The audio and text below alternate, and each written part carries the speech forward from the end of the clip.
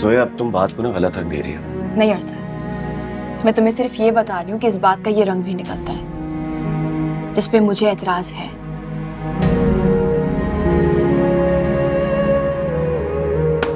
Meeting है मेरी, excuse me.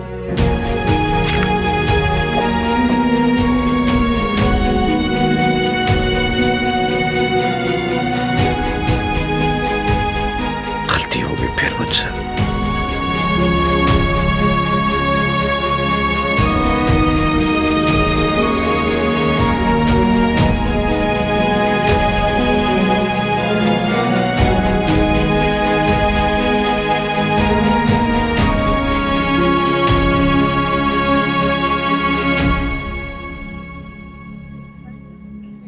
गलती हो गई यार।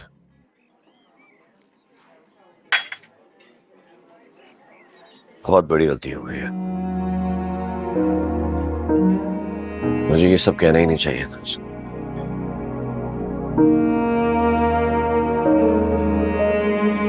मुझे लगता है गलती तो तुम बहुत पहले कर चुके हो। जब उसने फर्स्ट टाइम तुम्हारा प्रपोजल रिजेक्ट किया था, उसके बाद तुम मुझसे बात ही नहीं करनी चाहिए थी। मोहब्बत करता हूं मैं उससे यार, शादी करना चाहता हूं। एक मिनट, तुम उससे मोहब्बत करते हो या सिर्फ शादी करना चाहते हो? इस किस्म की बातें कर रहे तू? मोहब्बत नहीं होगी तो शादी कैसे करूंगा मैं? जैसे सब लोग करते हैं, जैसे मैंने किया। और अगर वाकई तुम जोया से मोहब्बत करते हो तो उसका एतराज बिल्कुल सही है। तुम मुझसे इस तरह का सवाल करोगे तो उसे यही लगेगा ना कि तुम उस पर शक कर रहे हो। पे शक नहीं कर रहा यार, मैं लोगों की फिक्र है मुझे। जो हो गया हो गया। अब अगर जरा सी भी आवाज आएगी तो उसकी गूंज बहुत होगी, मैं संभाल नहीं पाऊंगा। तू जानता है कि मैं अपनी फैमिली के अगेंस्ट जाकर उससे शादी कर रहा हूं।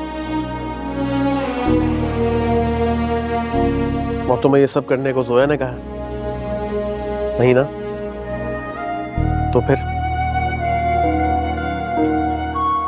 दिल और दुनिया को एक साथ लेकर चलना बहुत मुश्किल है मेरे दोस्त। दिल वालों की दुनिया और दुनिया वालों की दुनिया में बहुत फर्क है। अगर तू वाकई अपने दिल की सुनना चाहता है तो दुनिया वालों की तरफ से अपनी आंखें और कान बंद कर ले। और जोया ने भी तुझसे यही सब कहा और कुछ गलत नहीं कहा उसने।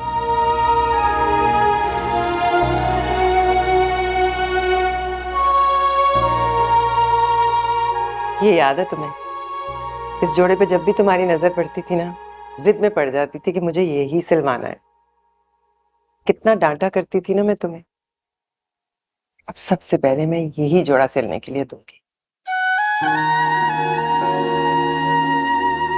क्या सोच रही हो जोया?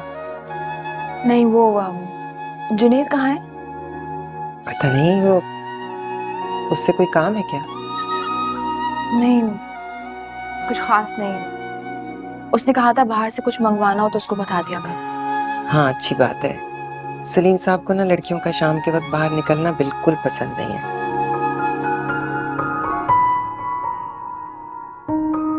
सोचती हूँ वक्त कब आएगा जब मर्द भी ये सोचे कि उसकी बहन, बेटी या बीवी को कुछ पसंद नहीं है और फिर वो ना करे। कभी नहीं। चाय पियो, ठंडी हो रही है।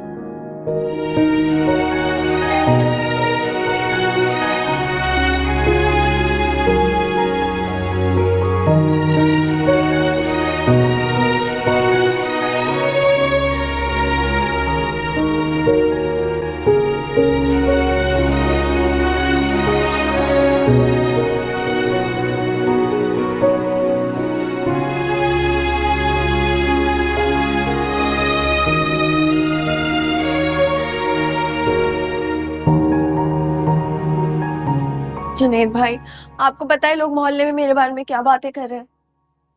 और आपकी वजह से हो रहा है ये सब कुछ। I'm sorry, बहन नहीं हो क्या? माफ कर दो। माफियों से कुछ नहीं होता जुनैद भाई। आपने ही तो मुझे सिखाया था कि अपनी इज्जत की कैसे हिफाजत करनी है, तो फिर आप इस बात को कैसे भूल गए?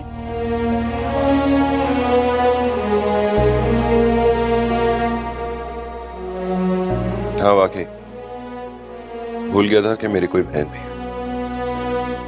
उन लोगों के साथ जो भी आप लोगों का लेना देना है वो आप प्लीज खत्म करें और मुझे बताएं कि कितना हिसाब रह गया है, कितना बनता है उनका।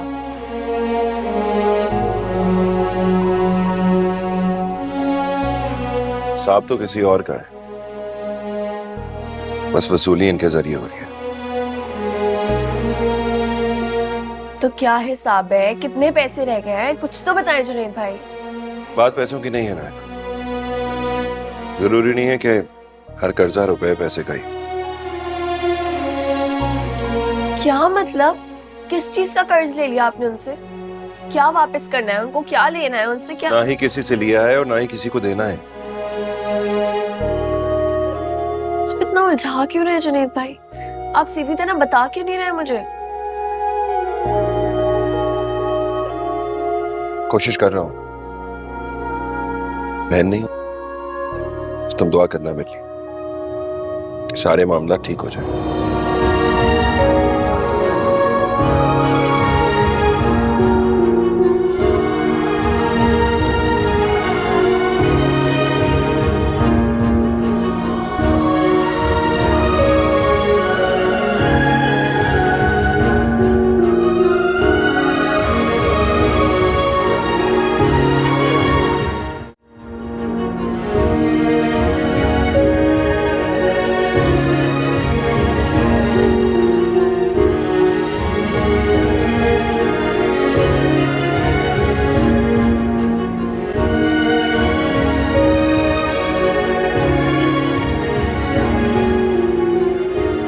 मेरी बात सुनो। तुम अपनी बहन को यहाँ वहां की बातें करके बेवकूफ बना सकते हो, लेकिन तुम्हें मुझे जवाब देना होगा। उस रात जिन लड़कों ने तमाशा लगाया तुम्हारे घर पे, वो कौन थे?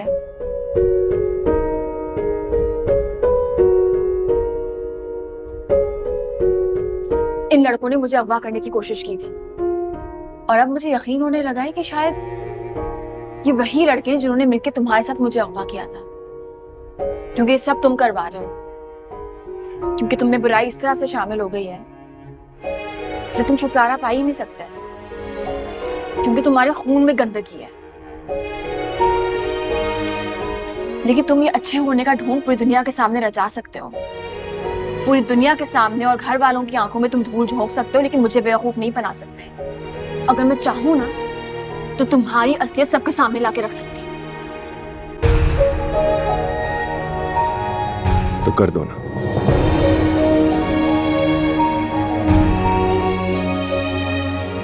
जो दिल में आए कर दो, मुझे कोई इतराज नहीं, बल्कि तुम्हें हक होगा जितना बुरा करना चाहो कर दो।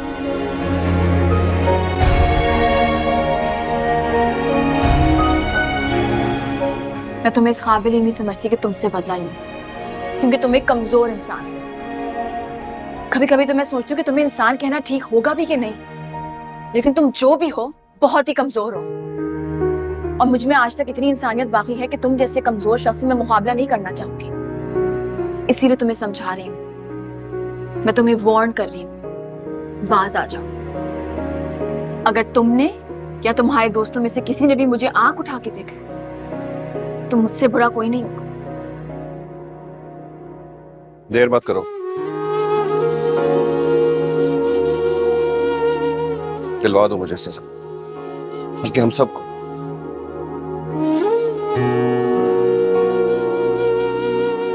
मैं चाहता हूं मुझे सजा हो जाए।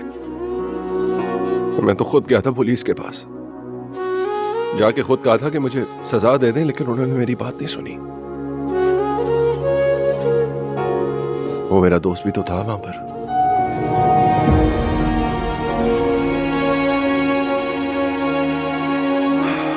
लेकिन उसके घर वालों ने आकर हमारी जमानत करा दी।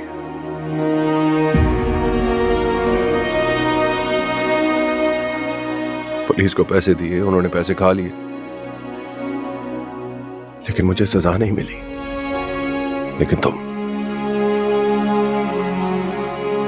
तुम अगर जाओगी पुलिस के पास तो तुम्हारी बात सुनेंगे वो। जाओ जाओ और जाकर मेरे ऊपर केस कर दो, तुम्हारी बात भी सुनी जाएगी और मुझे सजा भी मिल जाएगी।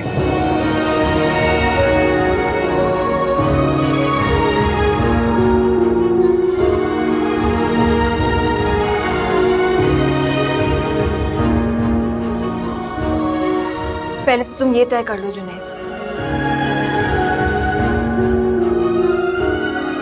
कि अगर तुम्हें सजा मिल जाती है तो रब ने सुनी किसकी, तुम्हारी कि मेरी?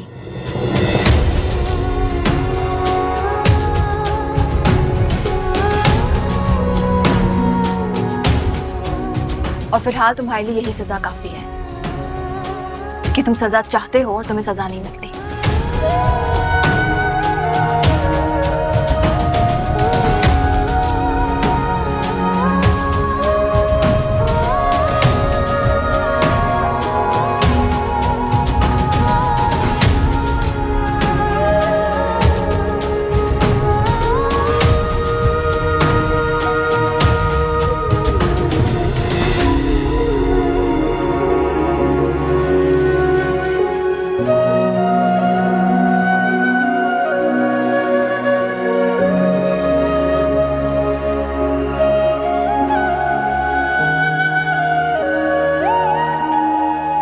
कि अगर तुम्हें सजा मिल जाती है तो रब ने सुनी किसकी, तुम्हारी कि मेरी?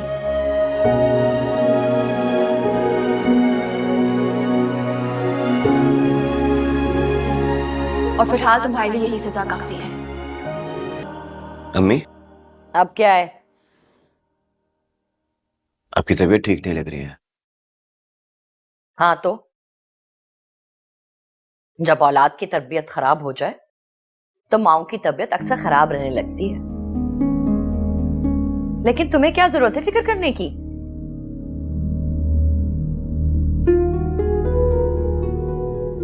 चलिए मैं आपको डॉक्टर के पास लेके चलूंगी। अरे वाह, तुम्हारा क्या ख्याल था?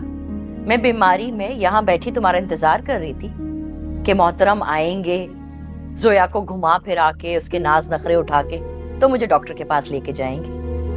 ना भाई ना, अल्लाह ना करे वो वक्त आए। शौहर का साया सलामत है मेरे सर पे, अल्लाह सलामत रखे मेरे सर के साईं को। वो मुझे डॉक्टर के पास भी ले गए थे और दवाएं भी दिला दी थी।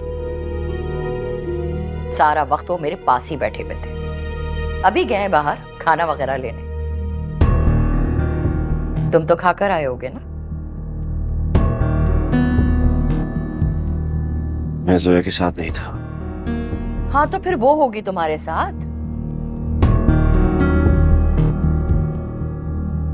घुमा फिरा कर बात करने की आदत भी अच्छी है, काफी काम निकल जाते हैं। बाप को भी तुमने ऐसी बेवकूफ बनाया था, वरना कदीर साहब जैसे रवादार रख रखाव वाले के घर में जोया जैसी बहू, ना ना, सवाल ही पैदा नहीं होता था।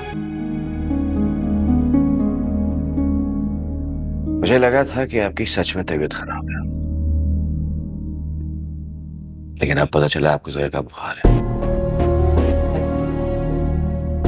रही बात अबू की रवादारी और रख रखाव की, तो उसी की वजह से उन्होंने जोया को कबूल किया है।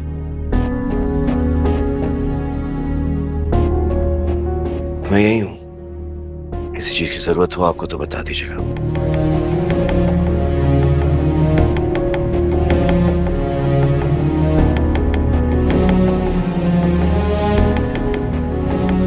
जोया बुखार नहीं, कैंसर है, कैंसर। कैसे समझाऊं मैं अपनी बेटी?